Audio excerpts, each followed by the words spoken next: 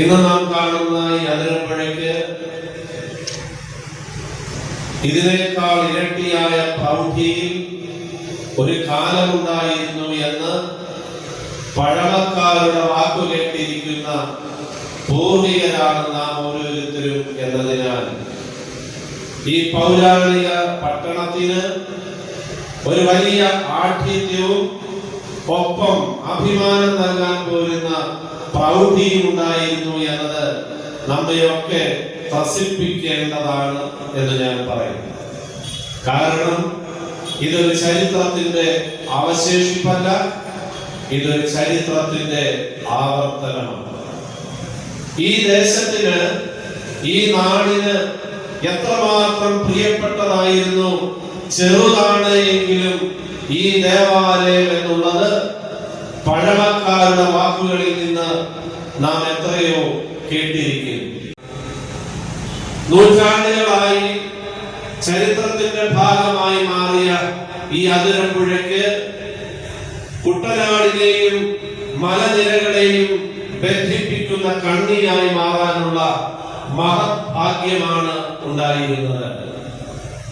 ഇവിടെ നിന്ന് കിഴക്കൻ പ്രദേശങ്ങളിലേക്കും കിഴക്കൻ പ്രദേശങ്ങളിലെ നാണ്യ വിളകൾ മുഴുവൻ സംഭരിച്ച് ഇവിടെ നിന്ന് കുട്ടനാടൻ മേഖലകളിലേക്കും ആലപ്പുഴ ജില്ലയുടെ ഉൾഗ്രാമങ്ങളിലേക്കും സഞ്ചാരത്തിനായി പോയ ഒരു വലിയ കേന്ദ്രമായിരുന്നു അതിരമ്പുഴയെന്ന് ചരിത്ര താളുകളിൽ തങ്ക ലിപികൾ കൊണ്ട് എഴുതിയിരിക്കുന്നു.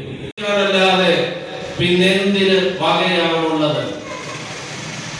ഇന്നിവിടെ ഈ ദേവാലയത്തിൽ നാം ആയിരിക്കുമ്പോൾ വിശുദ്ധ അന്തോനീസിന്റെ തിരുനാൾ ആഘോഷിക്കുന്ന മനോഹരമായ ഒരു ദിവസത്തിൽ ഈ ചരിത്രത്തെ ധന്യമാക്കിയ നമ്മുടെ പൂർവ്വപിതാക്കന്മാരെ അനുസ്മരിക്കുവാൻ നമുക്ക് കഴിയണം.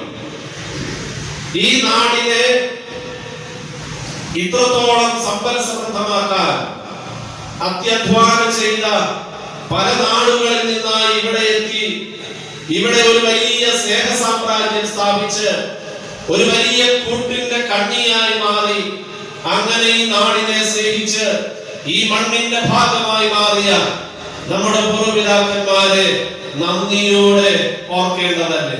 സന്തോഷത്തോടെ ഇണപിരിഞ്ഞ് കഴിയുന്നു എന്നത് നമ്മുടെ പൂർവികരുടെ മഹത് സംഭാവനയുടെ ഭാവമാണ്.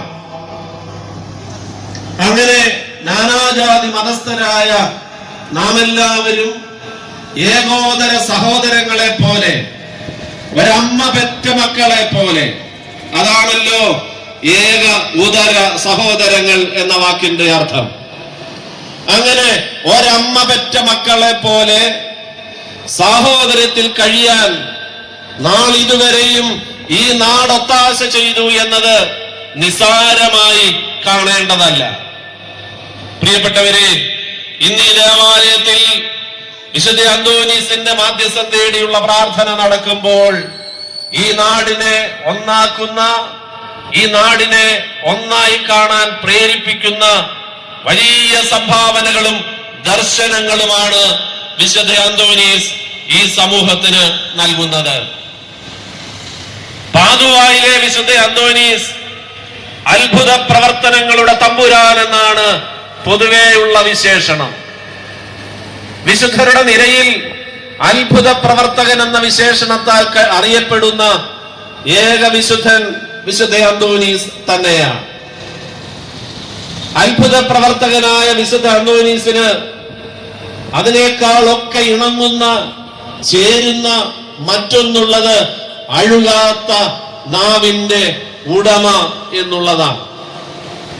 നൂറ്റാണ്ടുകൾ ഇത്ര കഴിഞ്ഞിട്ടും അഴുകാത്ത നാവ് പാതുവായിൽ സൂക്ഷിക്കുന്നുണ്ട് എങ്കിൽ ഈ വിശുദ്ധന്റെ അധരങ്ങളിലൂടെ ദൈവമായ കർത്താവിനെ എത്രമാത്രം വലിയ രീതിയിൽ മഹത്വപ്പെടുത്തിയവനാണ് ഈ വിശുദ്ധൻ എന്ന് നാം ഓരോരുത്തരും മനസ്സിലാക്കണം.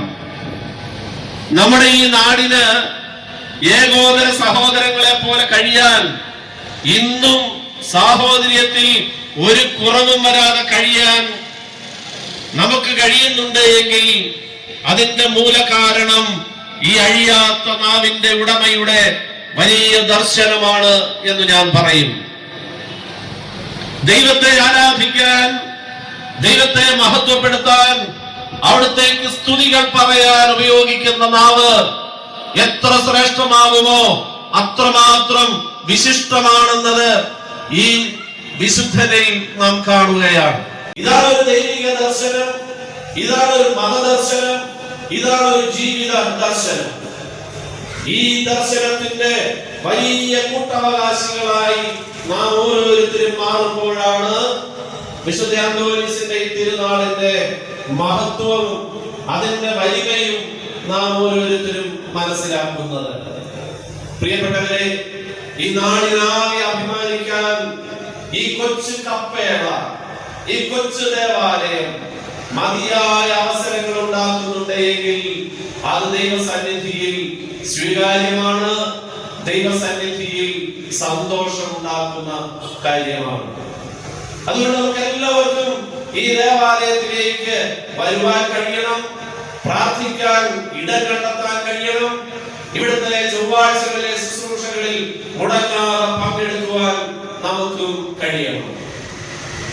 പ്രിയപ്പെട്ടവരെ, ഈ അതിരപ്പുഴയ്ക്ക് അവകാശമായുള്ള ഈ സൗഹൃദത്തിന് ഇനി ഒരു കോട്ടവും ഒരു നഷ്ടവും ഉണ്ടാകാൻ പാടില്ല. ഈ നാടിന് ഈ സൗഹൃദത്തിന്റെയും ഈ സാഹോദര്യത്തിന്റെയും കഥകൾ വരുന്ന തലമുറയ്ക്കും ഉറക്കെ പറയാൻ കഴിയണമെന്ന് ഞാൻ ആഗ്രഹിക്കുകയാണ്. അങ്ങനെ ഈ നാടിനെ ഇത്രത്തോളം നയിച്ച കർത്താവും ദൈവമായ കർത്താവിന്റെ അനുഗ്രഹങ്ങളും ഇനിയും നയിക്കാൻ പര്യാപ്തമാകട്ടെ എന്ന് നമുക്ക് ഓരോരുത്തർക്കും പ്രാർത്ഥിക്കാം. എങ്ങനെയും ഈ അതിരമ്പുഴയുമായി ബന്ധപ്പെട്ട് കഴിയണമെന്ന് ആഗ്രഹിക്കുന്നവരുടെ എണ്ണം പെരുകുമ്പോൾ, പ്രിയപ്പെട്ടവരെ, ഈ നാട്ടിലെ സൗഹൃദം, ഈ നാട്ടിലെ സ്നേഹ കൂട്ടായ്മ അതൊരിക്കലും കുറയാതെ വളരാൻ തുടർന്നും കഴിയട്ടെ എന്ന് നമുക്ക് ഒരുമിച്ച് പ്രാർത്ഥിക്കാം. നമ്മുടെ പൂർവികർ ചെയ്ത നന്മകൾ മുഴുവൻ ഈ ദേശത്തിന്റെ അഭിവൃദ്ധിയിലേക്ക് നയിച്ച അവരുടെ കായികമായ അധ്വാനങ്ങൾ, ഈ ജലയാനങ്ങളിലൂടെ അവർ സഞ്ചരിച്ച ദീർഘമായ യാത്രകൾ, മലഞ്ചെരുവുകളിലൂടെ അവർ നടത്തിയ കാൽനടയുടെ അടയാളപ്പെടുത്തലുകൾ. അതുകൊണ്ടാണ് ഞാൻ പറഞ്ഞത്, ഈ അതിരമ്പുഴയെ ഇത്രമാത്രം മനോഹരമാക്കിയ നമ്മുടെ പൂർവ്വപിതാക്കന്മാരുടെ ഓർമ്മയെ നമുക്കൊരിക്കലും വിസ്മരിക്കാൻ ആവുന്നതല്ല. ഈ തിരുനാൾ ദിവസം അവർക്കുള്ള ഒരു ഓർമ്മയായി ഈ സന്ധ്യ മാറട്ടെ എന്ന് ഞാൻ ആഗ്രഹിക്കുന്നു. നമ്മുടെ പൂർവ്വപിതാക്കന്മാർ എത്രയോ പേര് ക്രൈസ്തവരാകണമെന്നില്ല, മറ്റ് ഓരോ മതസ്ഥരായിട്ടുള്ളവരും ഈ നാടിന് വേണ്ടി അത്യധ്വാനം ചെയ്ത് ഞാൻ ഈ പറഞ്ഞ പാതയിലൂടെ നടന്നു പോയവരാണ്. അന്തോനീസിന്റെ അഴിയാത്ത നാവ് അവൻ ദൈവ തിരുനാമത്തെ എന്നും മഹത്വപ്പെടുത്തിയതിനാലായിരിക്കാം എന്ന് സഭ വിശ്വസിക്കുകയാണ്, അതേറ്റു പറയുകയാണ്. അങ്ങനെ ദൈവ തിരുനാമത്തെ മഹത്വപ്പെടുത്തുന്ന നാവിന് മനുഷ്യനെ അപകീർത്തിപ്പെടുത്താനാവില്ല എന്ന സത്യം നമുക്കെന്നും ഓർത്തിരിക്കാം. കാരണം ഒരേ നാവിന് രണ്ട് കാര്യങ്ങളിലേക്ക് പോകാനാവാത്ത സാഹചര്യമുണ്ട്.